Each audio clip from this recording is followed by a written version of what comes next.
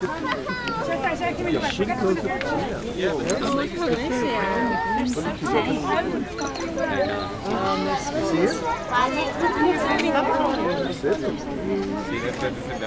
Let's see how they no, they're on there.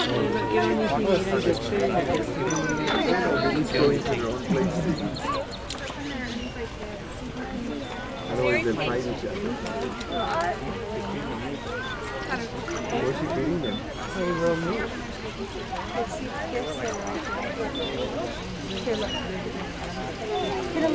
a race there, but they're starting. They're actually all on the heavy side in our boat. They still get it. I set mine 30. Here, squeeze her in. Come on.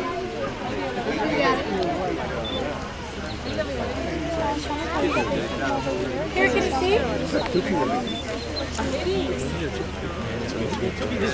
Here, are you looking? Good girl.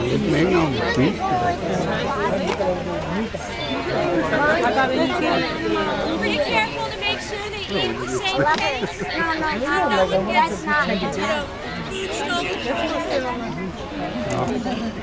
I'm done. She's in here. What do I order? I'll be up in line. Sarah. Okay, let's get going.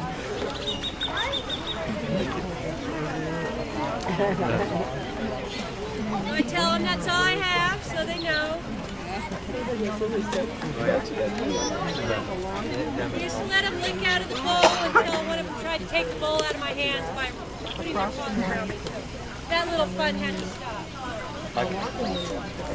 While feeding them is a time that we've acclimated them to doing stuff like getting injections or front line.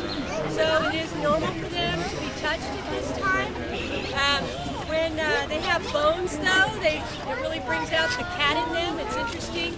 That wasn't always the case, but now if we give her a bone, it's Tana who taught me to back off, don't touch her. I was actually just touching the tip of her tail, showing everybody how to tell the difference in them. And she got mad because she had her bone and thought I was going to take it. So whereas we used to be able to mess with them when they had a bone, actually it was a great time to give them their vaccinations.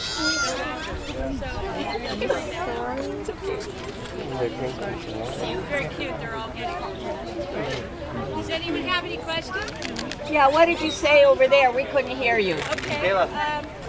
These are three hand-raised cats, Moyo, Itana, and Pompey. They have a sister, Makeda, that lives here as well, but she lives over in our breeding program on the other side of the park. There's about 10 kittens there right now, and she moved out here with these three, but she didn't like it out here. It made her very nervous. She's just not a good exhibit cat. I don't know what the problem was, but we had to make a decision to separate them. So at a year and a half old, that's a pretty typical age for the litter to leave mom's side and go out on their own. So they usually stick together. At 2 years old is when that litter will split apart and go live by themselves. The girls like to live alone. It's probably easier to feed their cubs and themselves and not have to worry about the rest of the family. So, someone that's not pulling their own weight. The males, though, do live together often, and it's in a male, what we call a coalition. And it's oftentimes brothers. Sometimes it might be a single male, a couple of them that come together. The theory behind that is that they've got someone watching their back, so there's three of them. One might be able to breed and pass on that bloodline, so it's good. So we have two coalitions here at the park that are in our breeding program, a group of three brothers and a group of two brothers. And they're very sweet together, and they love hanging out.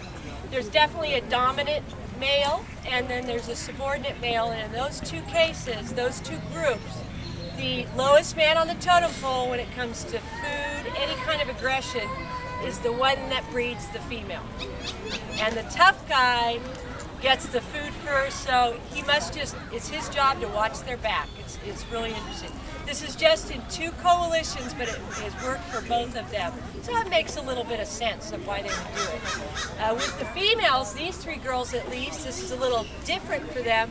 We don't really have a dominant female. We had someone study them for 2 months a couple summers ago and take data on them, on their behavior. And the animal they decided was dominant was totally different than what the keepers were saying. And granted, we spent different times in the area, but it was interesting. It was inconsistent with each other, so they're just not real obvious with these girls. See, they just go lie down after they eat. So I try to keep them around, but Well, thank you very much. Oh, you're very welcome.